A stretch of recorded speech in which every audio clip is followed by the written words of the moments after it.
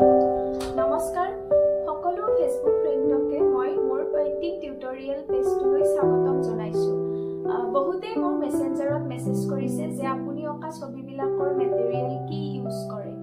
তো মেটেৰিয়েল কোনবিলাক মেটেৰিয়েলছ মই এক্ৰাইলিক পেইন্টিং বা অইল পেইন্টিং কৰোতে ব্যৱহাৰ কৰো তাৰে কিছুমান মেটেৰিয়েলছৰ বিষয়ে মই আপোনালোকক আজি জনাবলৈ এই ভিডিঅটো বনাইছো। So ছবি অঁকা মেটেৰিয়েল বুলি ক'লে যেতিয়া আমি এক্ৰাইলিক বা অইল পেইন্টিং কৰো তেতিয়া আমাক ফাৰ্স্ট লাগে আপোনাৰ কেনভাছ বোৰ্ড নাইবা কেনভাছ ৰোল। যদি আপুনি কেনভাছ বোৰ্ড মাৰ্কেটত এভেইলেবল থাকে তেতিয়া কেনভাছ বোৰ্ড কিনিব পাৰে, কিন্তু এইটো অলপ কষ্টলি হয়।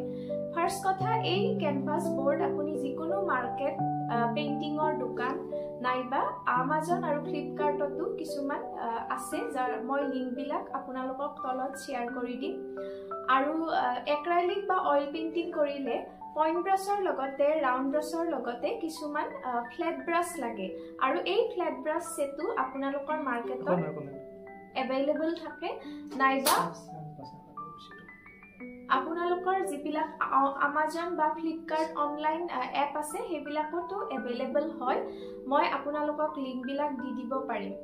লগতে এই ছবিবিলাক আঁকোতে কালাৰ্ছ, এক্ৰাইলিক কালাৰ্ছ বা অইল কালাৰ্ছৰ টিউব থাকে, আৰু এক্ৰাইলিক কালাৰ্ছৰ কিছুমান 500 ml হাফ লিটাৰৰ বটলো পোৱা যায়, বা মাৰ্কেটতো যদি আপুনি কম এমাউণ্টৰ বিচাৰে তেতিয়া সৰু সৰু এক্ৰাইলিক বটল ইউজ কৰিব পাৰে যদি আপুনি বিগিনাৰ্ছ হয়। তো এই বস্তুবিলাক ব্যৱহাৰ কৰি আপোনালোকে এক্ৰাইলিক পেইন্টিং কৰিব পাৰে নাইবা অইল পেইন্টিং কৰিব পাৰে। এক্ৰাইলিক পেইন্টিং জেনেৰেলি আমি পানী ব্যৱহাৰ কৰি কৰো, আৰু অইল পেইন্টিঙত আমাৰ দুটা ধৰণৰ অইল লাগে। অইল পেইন্টিঙৰ ভিডিঅ' এটা মই এক্সট্ৰাকে বনাম।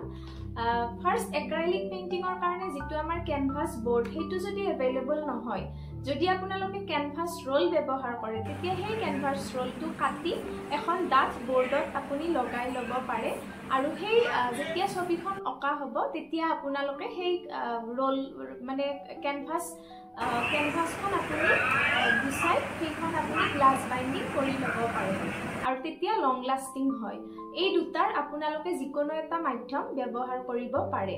গতিকে যদি আপোনালোকৰ মেটেৰিয়েলছবিলাক আছে তেনেহ'লে acrylic painting as a beginner start কৰিব পাৰে নাইবা ব্যৱহাৰ কৰিব পাৰে।